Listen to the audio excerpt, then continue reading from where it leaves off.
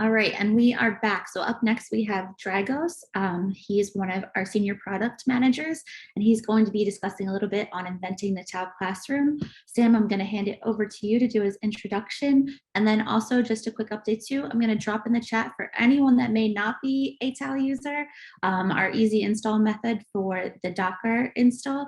So if you'd like to, you'll be able to follow along. You can be able to download and install just from the last tips and trends that Patrick and Christoph introduced. But for the time being, we're going to hand it over to Dragos. So Sam, please introduce Dragos.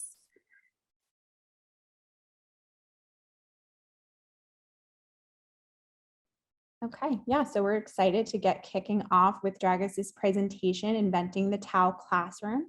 We're going to see how we've taken this concept and put it into practice to kind of bridge the gap between formative and summative assessment.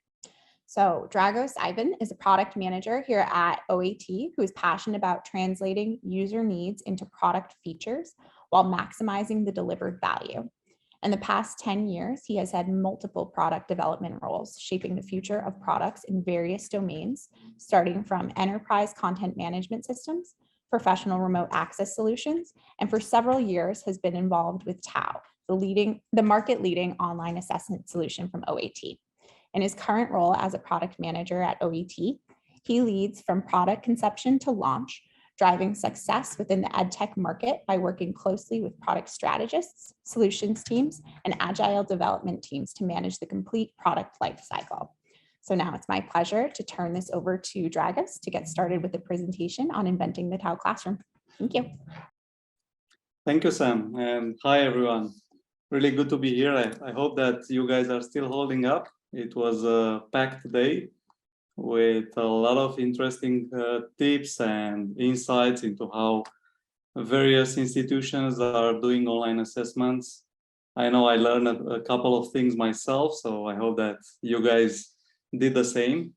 And actually, this presentation that I'm going to hold right now is related to some of those learnings that we took ourselves into how online assessments are evolving, because the education system in general is continuously evolving, and online assessment is no exception to that rule. So with that said, let me share my screen. Yeah, so hopefully by now you can see it. So I'm really excited to introduce to you a new concept that we have been working on lately, and we still have some things to define and to go into more details, but I think it's prime time right now. I mean, I think the concept is ready right now for prime time and to expose it to you and gather feedback as much as possible. So let me start off with some short intro on some of the things that I will be talking about. You already saw in the past presentations, you heard about summative assessment, about formative assessment, about standardized testing. And just as a quick recap on what those are, so summative assessment, the main goal of it is to evaluate the student learning and academic achievement at the end, typically at the end of a term or at the end of a year or semester. And it tends to compare their learning with against a universal standard or against a school benchmark. Typically, those summative assessments are high stakes. They take place under controlled conditions. They have a high visibility. So they typically also cover larger content area, like an entire course, for instance, if it's done at the end of a term or at the end of a year. While formative assessments, on the other hand, are used to monitor continuously student learning style and ability. They are used to provide ongoing feedback from the teacher to the students, and also they allow the students, the teachers to improve and adjust their teaching methods while helping the students to improve their learning. There are some examples that I can give in terms of what formative assessment might look like some quizzes, for instance, or just a low stakes group work within the class, or even some homework assignments. All of those might be qualified as formative assessment. And then we are going to talk about standardized assessments as well. What are they? They are very important. They are typically under summative assessments. One of important characteristic of having a standardized assessment or standardized testing is uniformity, both in terms of how it is delivered, but also in terms of how it is scored. And typically, all individuals are receiving the same directions. They are taking the same questions, or at least equivalent questions in terms of content, difficulty, discrimination, and they are scored using the same criteria so that they can be compared with each other. So that's part of what makes it standardized.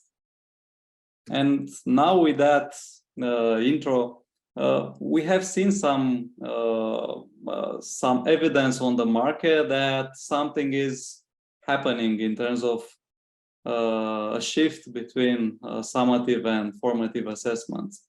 And we have seen several signs during the past few years. Probably they were also accelerated by the whole COVID situation and the fact that in many places teachers were no longer in the same room with their students. So in US, for instance, there were discussions about in some colleges about eliminating the SAT and the ACT requirement, which were summative assessments in favor of other formative assessments. Also in UK, there were also some attempts to replace the year-end exams with formative test outcomes. We have seen the same thing happening in various other countries, for instance, and other examples like in Norway, which was given recently as an example of one of the pioneers in online assessment in Europe. They are releasing annually the national item bank for instructional support. So that national item bank, which was used in other summative assessments, is being used also for formative assessment in the following years after the summative assessment has passed. Also, in Italy, we are seeing the same thing. So standardized items are released for diagnosis and for remediation purposes. So all of those signs are leading to a conclusion that formative assessment is gaining traction. And not only that it gains traction, sometimes it complements or even replaces in some cases the summative assessment. So it's definitely becoming more relevant. And the education system in the whole world is slowly shifting away from high stakes exams to more of a low stake exam that puts less pressure on the students, but at the same time is able to extract the same kind of outcome about the students' learning. So what does this all mean in terms of how online assessment is being handled? There are definitely some differences between formative and summative assessment, and to be honest, all this time the the summative assessment was seen as the golden standard because it was the only way of being able to compare and to assess exactly where you are in terms of students, in terms of schools, in terms of teachers, ability to teach their classes. So how can we have the same while using formative assessment? We need to have the same reliability as the summative assessment, and reliability means that the assessment, the test should produce consistent results. Also, we need to have the same fairness, which is really important. We had some questions yesterday on how is psychometrics used in TAO and in online assessments in general.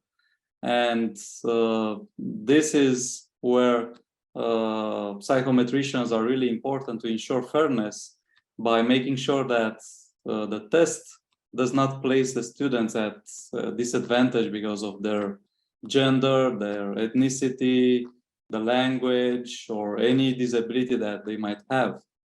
And also, we need to ensure that the online assessments are valid to the extent that it measures what it was designed to measure, not something else. It's not influenced in a significant way by other characteristics.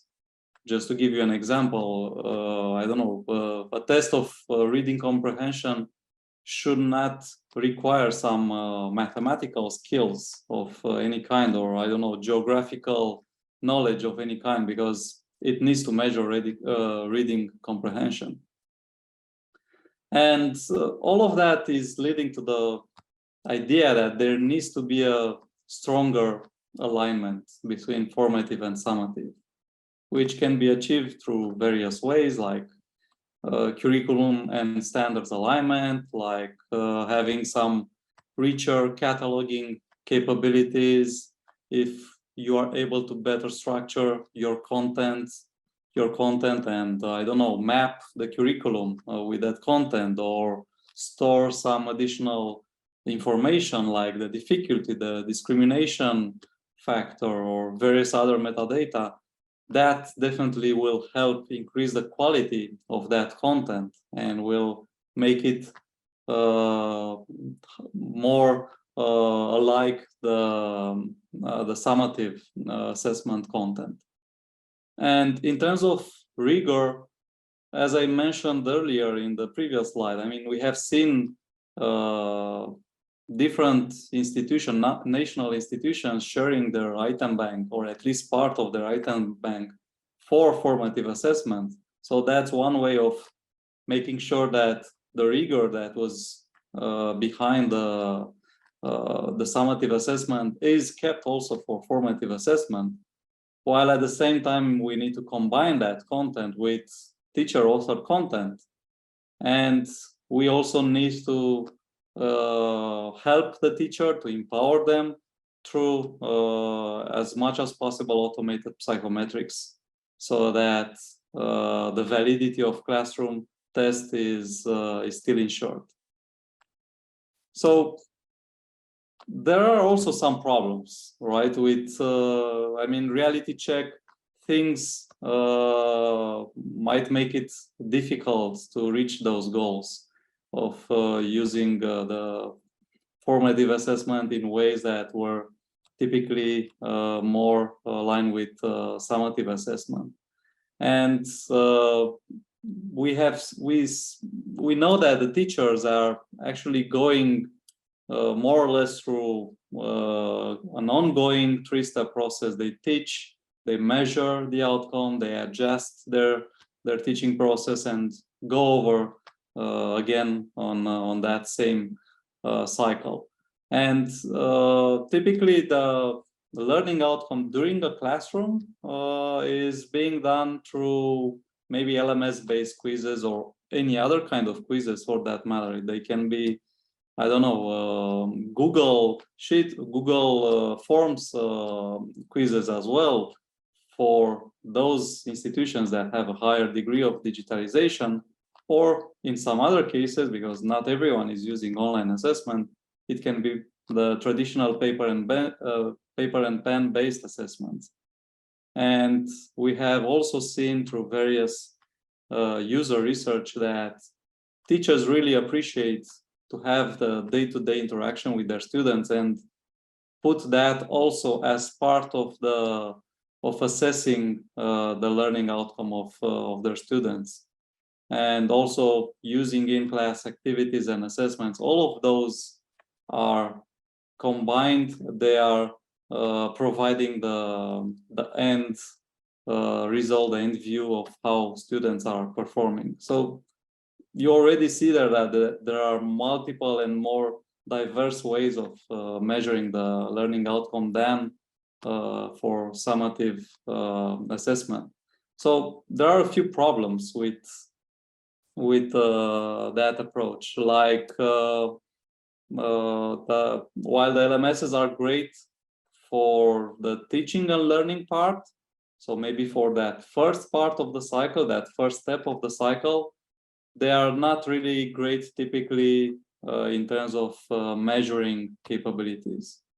They lack standard type of questions which would make them interoperable so that you could exchange them freely among different tools, among different LMSs.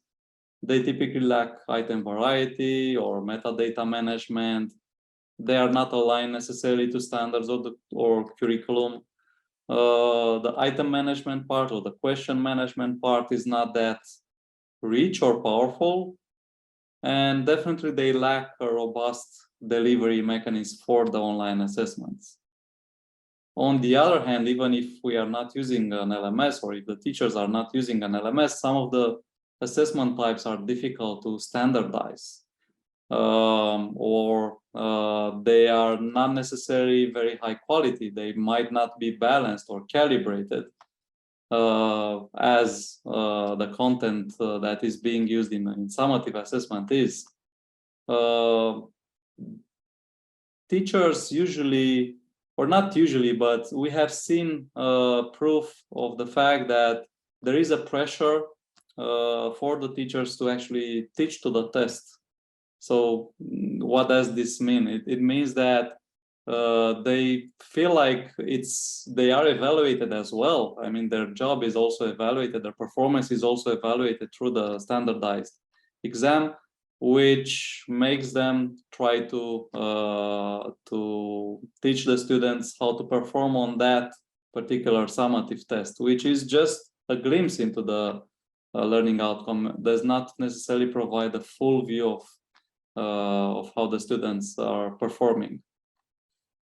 Also, as I just mentioned, this one-shot way of doing the assessment is not always providing a true picture of a student's ability. And I mentioned earlier that the summative assessments typically are high stakes. They are putting a lot of pressure on a lot of different roles. They are putting, for sure, high pressure on the student. They are putting a high pressure also on the teachers.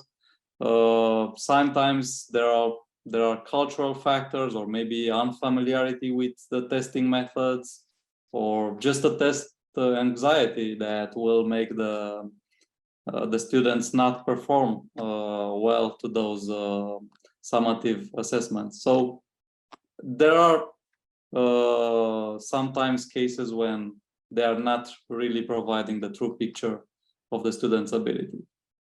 So what we see as a solution to that, we see as a solution concept, an easy to use assessment tool that will actually help the educator to improve the learning outcome while still keeping the qualities of the standardized or summative assessments, but at the same time provide some flexibility and variety that are more typical for the formative assessment.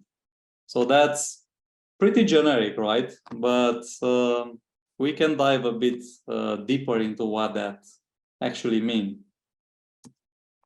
So now we are presenting you the concept of TAO Classroom. So right now it's still a concept. It's still being worked on in terms of fine-tuning all the details and also implementing that concept into something tangible. So it will be really interesting to hear your feedback as well on this. But just to go on with what we see as qualities or characteristics of this concept, we think that creating assessments should be as easy as ABC. So it needs to be optimized for ease of use by both professionals and non-professionals. And by professionals, I mean the professional content writers or the subject matter experts that are creating typically content for instance, for summative assessments. So it should be a combination of simplicity for the teachers and sophistication for professional authors. At the same time, we want to remain true to our commitment that universal design and accessibility are key points, key aspects of TAO in general, and for TAO Classroom as well in particular. We want the product to be accessed, understood by all people, regardless of their age, their ability, their disability, or cultural differences. So it needs to be really inclusive. And also another characteristic, important characteristic, is that teachers should have readily available high quality content already. I mean, it's not, we don't want, and I know that teachers also don't want to spend too much time into creating that content themselves. They want to focus on other areas of the teaching itself rather than creating content for assessment. So this means that high quality content, assessment content, needs to be already available.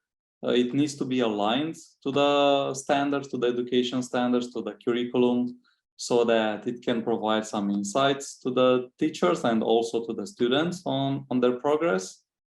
But at the same time, it needs to, we need to allow the teachers to share content among themselves, maybe within their school, collaborate with other teachers in creating new content. Also, I mentioned earlier about psychometrics and the fact that we want to ensure the test validity through some kind of automation of psychometrics. So this is also another part of the concept that we are working towards, which will then lead to having some learning analytics through our really new product called TAO Insights. We want to provide actionable insights for at the individual student level that go even beyond what Patrick and Christoph showed earlier about showing the score and if you passed or not a particular test. We want to provide more actionable information to the student about what they need to improve on specifically after the assessment was done. And not last, one other characteristic that we were thinking about is to embed this concept of classroom with other tools that the teachers might be using, such as LMSs. And we want to use some of our core strengths, like the open standard that we are strongly behind, like LTI and QTI, as a way to achieve that. So diving a bit even deeper into how TAO Classroom will look like, we can already see maybe three main roles or three main tracks. One of those tracks is the assessment professional that is going to create the content. They create content, they publish that content so that it can be used by others. They can analyze the outcome of that content being used in online assessment, and they can see reports out of that. While on the other hand, the educator and the student, which maybe will start their journey in an LMS, in another education tool, for instance, the teacher can start by subscribing to content item bank. They can reuse or adapt or even create new content themselves, but that should not be the core. The creating of the new content should not be the core activity for the teachers. They will create new sessions or new online assessments for their class, and they will monitor the student progress. While the students will, of course, they will study, they will participate in online assessments created by their teachers. They will take those assessments, and they will review the progress and the recommendation that they will receive out of that. So that's a bit of a overview of the flow within TAO Classroom. But as usual, seeing something in reality makes it more tangible. So I'm really excited to show you just a glimpse into TAO Classroom. So what we think will be really beneficial for teachers in their classrooms. So let me show you a couple of screens from how TAO Classroom would look like. In this case, what you see on the screen is a classroom that is being defined by a teacher. It includes all the students for that teacher. The teacher can easily create and populate this classroom either through importing from a CSV file or adding manually students one by one and sending them an invitation link so they can join the classroom, or syncing with other tools like Google Classroom and syncing the roster information with that tool. And now we are talking about a completely new concept, a completely new entity to be managed within TAO, which is the classroom. This classroom will be at the basis of everything that will happen then afterwards in TAO Classroom. You can also group kids or group students in some meaningful ways as a teacher. Maybe you will want to create some study groups, or maybe you want to group them by the level of where they are on the learning process. You can define various characteristics of the classroom. For instance, the subject you can see there on the left side, or the grade, and then you can start creating sessions that will be accessed by all those students. And just as a preliminary step towards creating those sessions, what I want to show you here is a completely new way of creating a test while using TAO. And you have seen also in past sessions today, you have various ways of creating new content, like the test assembly. You just pick items from the item bank and you add them individually to the test. We feel like the teachers will need a much simplified and much easier way of creating new tests. And this is a wizard-based approach that will help the teachers just pick some characteristics like the standard that they want to measure, like the test length or how many questions do they want to have. And then from the already calibrated bank, the wizard will populate the test with meaningful questions that can be added to this test based on those characteristics. And you can, as a teacher, you can pin maybe some of those items that you feel that are highly relevant, or you might refresh some of them, replace them with some other, or remove them. but in the end you will come up with a ready-to-use test that will measure the standards that you want that test to measure. And if you want to go on the other direction of creating your own content as a teacher, then again, that's a completely revamped interface that you can see there on the screen, with maybe some inspiration from tools like I don't know, Google, like PowerPoint or Google Slides, where you see on the left side all the questions with a thumbnail, a preview of how that question will look like, and on the right side, the actual canvas where you will work on creating the content. And I'm trying to speed up a bit. I know that we are a bit behind with the time. So one key aspect that I still want to show you is you created the test as a teacher, you started a session, then as a teacher, you will be able to monitor that session. You will see how the students are progressing. You will see that some of them maybe are already on the last question, some of them are still lagging a bit behind. You will also see if they provided a right or wrong answer. You will be able already to grade some of those questions which might not be automatically graded. For instance, you can start or pause the session, you can end the session, you can do a lot of different things while the session is ongoing. And at the end, because I feel like this is where the maybe the best part is. I mean, the online assessment in itself is okay, but then you need to provide some feedback, or you need to also, as a teacher, to learn how your class actually performed on that test.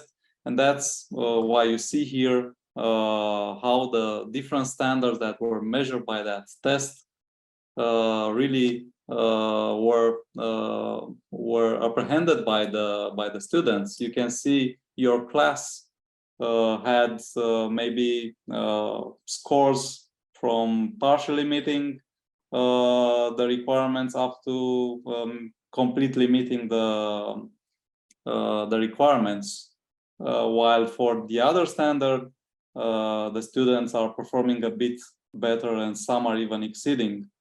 And not only that, since we are talking about standardized tests in this case, because they were available, readily available in the bank, you can already compare both the classroom as a whole, but also individual students with nationwide or region-wide or school-wide results. This is where the beauty of having that mix between the summative and formative assessment is coming into play. You get some of the benefits of the summative assessment while doing formative assessment. And yeah, I will just stop here. I hope it was insightful for some of you, or maybe there is some feedback already on this. So yeah, I want to provide some time also to for some questions. Thank you, Dragos. That was a great presentation. We do have some questions from the audience. So our first question, you mentioned that TAO Classroom can be integrated into existing LMSs, but can it also be used standalone without an LMS? Yeah, definitely. I mean, there is no recipe on how teachers around the world are doing online assessments, and some are using LMSs, some are not using LMSs. So for those cases when LMSs are not used, TAO Classroom can be used as a standalone tool. So you will be able to do all the things that you will do through integration with an LMS, also as a standalone tool. Okay. And another question, just to build off of that, could you also include open-ended questions in the assessments with TAO Classroom? Yeah, definitely. And you saw there on one of the slides the fact that the teacher would grade some of the questions from the session. this is typically done for open-ended questions, and we have this really great product, TAO Grader, that was also showcased earlier by Gediminas at NSA. So that's definitely something that is possible. Okay, great. And then what kind of collaboration can be achieved within the TAO Classroom? There are various ways of collaborating. So one way was what I mentioned about the teachers collaborating within a school to create new content. Another way would be for the professionals to actually collaborate while creating that content. And there might be some more complex workflows, like you can create the content, you can enter a review process where you need to go over maybe proofreading it, making sure that there are no cultural sensitive information there, doing translation. All of that will be possible through some powerful workflow capabilities within TAO Classroom, specifically for those professional authors. Great, thank you. Thank you so much for taking the time to share your feedback and insights with us into the development of TAO Classroom and how this is going from ideation into planning and practice. This has been a very informative session, and we really appreciate your taking the time to be with us this morning. Yeah, and I'm looking forward also to questions after this these TAO days, because I know that we don't have really that much time to go into all the details, and maybe you need to think about what you saw. So looking forward for those questions after the meeting as well. Yes, and so you can email us your questions directly. You can email us at contact@taotesting.com. You can also email Dragos directly. I will place both of those email addresses into the chat so that you'll have that at your disposal. Thank you. Thank you.